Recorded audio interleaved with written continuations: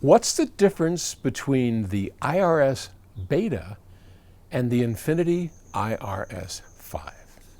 This question comes from Fernando in Puerto Rico. And Fernando writes, "Hey Paul, I like your videos very much, thank you.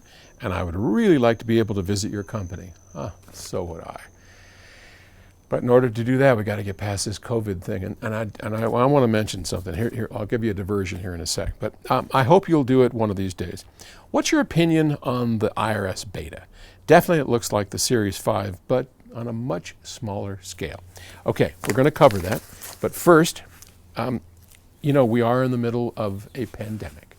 I don't know when, these YouTube videos go on forever, right? But I have noticed a lot of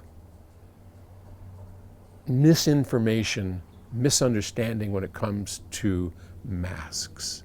So let's do a little edumacation here. All right, so this is just your standard ho-hum cloth mask. It's not an N95. An N95 is one of those big snout things. They're hard to get. The legitimate ones are 3M.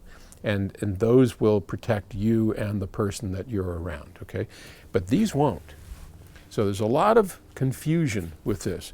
When I put this on, my big bozo ears, when I put this on, I am not protected, okay? This does not protect me at all. There's no protection here. So why do you wear it? Well, you wear it to protect the others, right? When I'm talking, there's water droplets coming out of my mouth. There's more than water droplets. Some would say a whole bunch of, all right.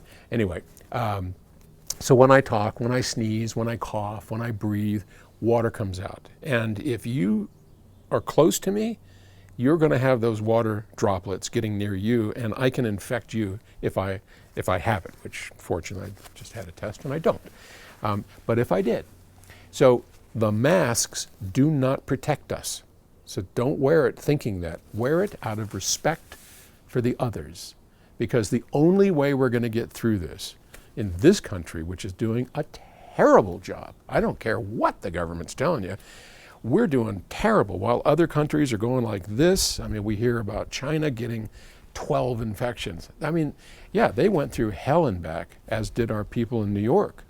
But now those are coming down because they went through some horrible stuff and people got the idea, oh, okay, this is real. And they've made it go down. The rest of this country, right now anyway, bad news. Wear the mask out of respect for others, for me, okay? Because when I'm out hiking, half the people out there don't have it on. I saw one guy had it on like this, right? Yeah, like this. And he's walking around, and I could see as he approaches people, he kindly, out of respect, puts it up, That's very respectful. Thank you. Very much, thank you. He came up to me, and he looked at me, and he goes, and he didn't put it up. So all I can think of is that he figured, well, here's some old shit, and he probably doesn't have COVID, so I don't need this to protect me, and I don't want to wear it anyway. What he didn't understand is it doesn't protect him, it protects me. So show some respect, please. Thank you. There's a little edumacation for you. All right, what were we talking about? IRS. So the Infinity Reference Standard, the IRS V, which is what I have in Music Room 2, as you all know, is a 1.2 ton loudspeaker system, 4 columns, 2 bass towers, self-amplified, big wings. One of the best loudspeaker systems ever created in the entire world. For those of you lucky enough to have heard it at PS Audio or wherever you might have heard it, there were only 58 pair ever made. So, they're rare. And they were very expensive, they're very big, and they're a real pain to move around. But it's a wonderful system. It came first. Later, when people said, well, it's a lot of speaker, Arnie Nudell, Carrie Christie, the principals at Infinity, said, let's come out with a smaller version. And they called it the IRS Beta. Now that came after the IRS 3 and the IRS 5. So the IRS Beta It too is a 4-column system, but it's easy to manage. I mean, one person can move the woofer towers around, where on my towers, it needs 3 people. I mean, they're 350 pounds each. Yeah. So with the IRS Beta, you can set that one up yourself, and it's a great system. When Arnie was alive, he and I talked a lot about that. I own a pair of IRS Betas as well.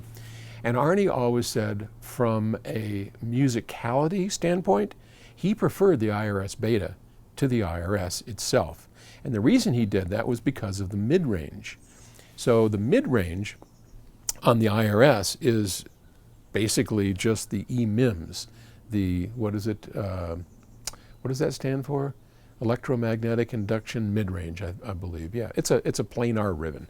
And there's 12 of them on the front, and because there are so many, he can take the frequency down to about 100 hertz. Problem with that is, down at 100 hertz, you've got almost 100% distortion. It's pretty bad down there. I mean, he makes it work, but what they did in the IRS Beta, which came out later and they had more time to get the driver technology down, they came up with what's called the LEMIM, or the Large Electromagnetic Induction Midrange. And that's a big, big driver. And I believe there's one on each of the IRS Betas.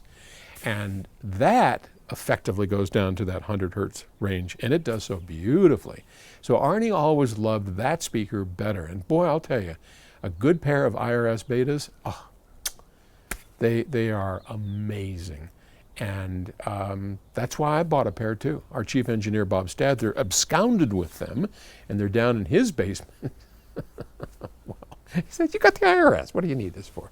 But that's the biggest differences. And you have to provide your own amp and all that stuff. But I would say that's the big difference. So, all right, wear your masks out of respect for me and others.